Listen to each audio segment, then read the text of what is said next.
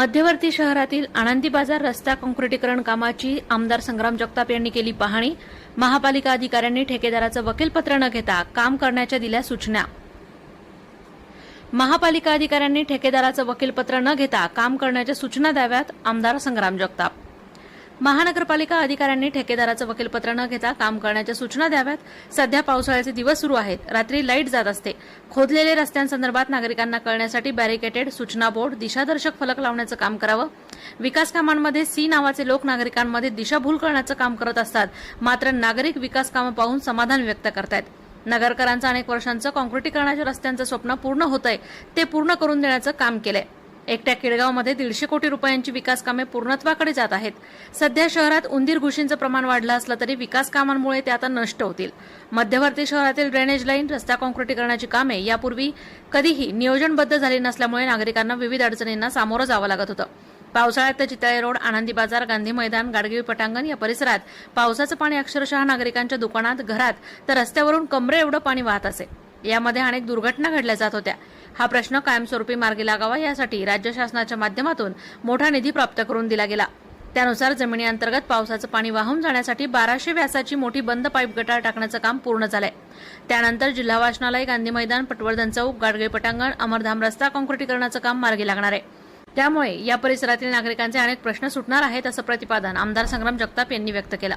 मध्यवर्ती शहरातील आनंदी बाजार रस्ता काँक्रिटीकरण कामाची पाहणी आमदार संग्राम जगताप यांनी केली। यावेळी माजी उपमहापौर गणेश भोसले, आयुक्त यशवंत डांगे, दीपक सूळ, माजी सभापती किशोर डागवाले, गणेश कवडे, माजी नगरसेवक दत्तात्रय तात्या बुदगल, माजी नगरसेवक अजय चितळे, संतोष गणप्पा, प्रकाश भागनगरे, संजय चोपडा, सुहास पाथरकर, कैलास दळवी, शहर अभियंता मनोज पारखे, इंजिनियर श्रीकांत निंबाळकर, गणेश गाडाळकर, अक्षय बल्लाळ, मुकुंद वाळके, गजेंद्र कवडे, रोहन डागवाले, सागर गोरे, वैभव वाघ, राम वाघ, सुनील सूर्यवंशी, मनोज लोंढे, समीर रेखी, बाबासाहेब मुदगल, दत्ता वामन, देविदास मुदगल, सचिन पाथरकर, योगेश गणगले, भैया चितळे, गोरख खंडागळे, अजिंक्य गुरावे, शरद दातरंगे आदी उपस्थित होते।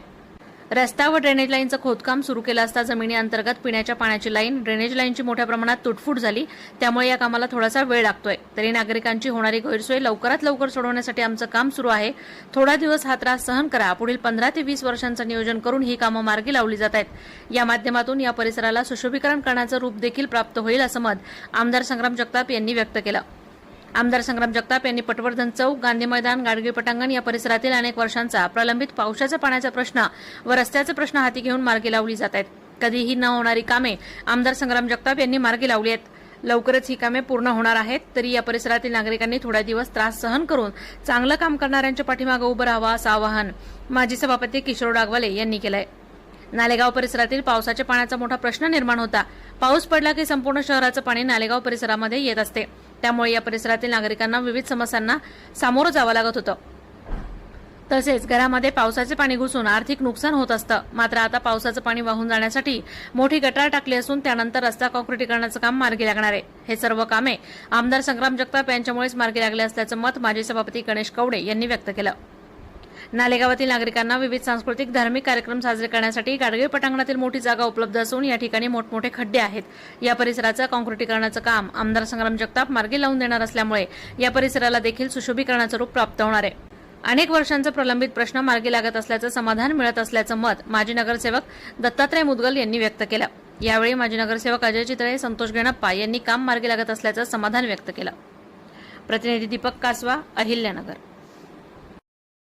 विधानसभेच्या निवडणुकीपूर्वी, लोकसभेच्या निवडणुकीच्या पूर्वी आपल्याला अहिल्यानगर शहराचं नाव झालं आणि एक चांगल्या प्रकारे लगेच यश आलं। म्हणजे ते आपल्याला एक आपल्या सर्वांचं स्वप्न होतं वर्षानुवर्ष की आपल्याला काँक्रीटचे रस्ते अहिल्यानगर शहरामध्ये झाले पाहिजे। तसा प्रयत्न आपण करत असताना आपल्याला मोठ्या योजना या शासनाच्या माध्यमातून राज्य सरकारच्या तिजोरीत पैसा आपण अहिल्यानगर महानगरपालिकेपर्यंत आणला, शहरापर्यंत आणला। तो पैसा अगदी छोट्या छोट्या गल्ली बोळापर्यंत देखील पोहोचला आणि त्याच्या माध्यमातून ते काम सुरू झालं आणि जवळपास 150 कोटी रुपये एकाच वेळेला रस्त्यांकरता मंजूर झालेलं आजपर्यंत इतिहासातलं हे पहिलं काम आहे आणि त्याच्यामुळे मोठं यश सगळ्या जर कामांचा हिशोब आपण जर सांगायचं म्हटलं तर केडगाव मध्येच जवळपास 2-3 रस्ते आहेत, त्याची अंदाजे रक्कम 150 कोटीच्या पुढे जाते। केडगाव मधल्या केडगाव उपनगर जे आहे, म्हणजे रेल्वे स्टेशनचा ब्रिज आपण क्रॉस करून पुढे जातो बायपास चौकाच्या अलीकडपर्यंत त्याचे जवळपास 150 कोटीपेक्षा अधिकची रक्कम ही केडगाव उपनगरात आहे आणि नगरच्या शहरामधल्या हे 150 कोटी रुपये वेगळे. आणि त्यामुळे आपण आपल्या गणेश उत्सवाच्या कालखंडामध्ये आपण इथं रस्त्याचा नारळ फोडल्यानंतर इथं खोदायचं काम सुरू झालं, काय उंदरांची पळापळ सुरू झाली खुशी घालून आणि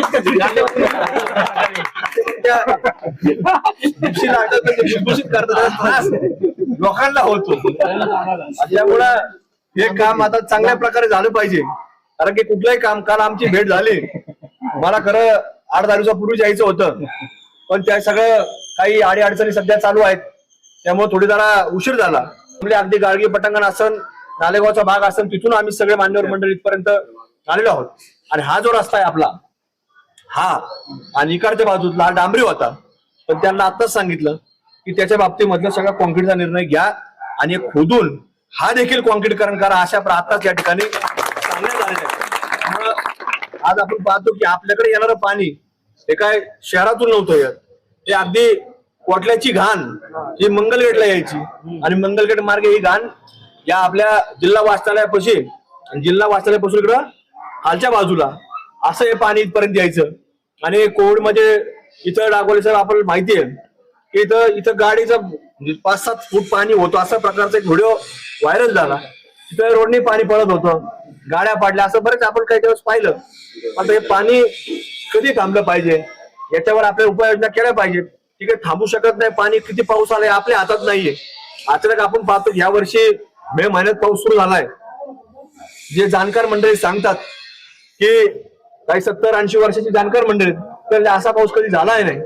आणि शासनाचं जे काही मॅपिंग असतं, ज्यांच्यावरती काही ते मोजमाप होतं पावसाचं किती मिलीमीटर पाऊस झाला, तर त्यांची देखील नोंद झाली की एवढा पाऊस आजपर्यंतच्या इतिहासामध्ये कधी झालेला नाही. म्हणजे हे सगळं एवढा मोठा पाऊस झाल्यानंतर आपल्याला नियोजन करता आलं पाहिजे. आणि एवढ्या मोठा पाऊस झाल्यानंतर अजून काम पूर्ण नाही, तरी देखील इथल्या मंडळींनी मला फोनवर सांगितलं की या वर्षी नाल्या टाकल्यात, पण पाणी काही थांबलं नाही, साचलं नाही कुठं. म्हणजे अशा प्रकारे आताच त्या सगळ्या लोकांनी या ठिकाणी मला फोनवर देखील सांगितलं. म्हणजे आपलं काम जे चाललंय ते योग्य दिशेने चाललंय.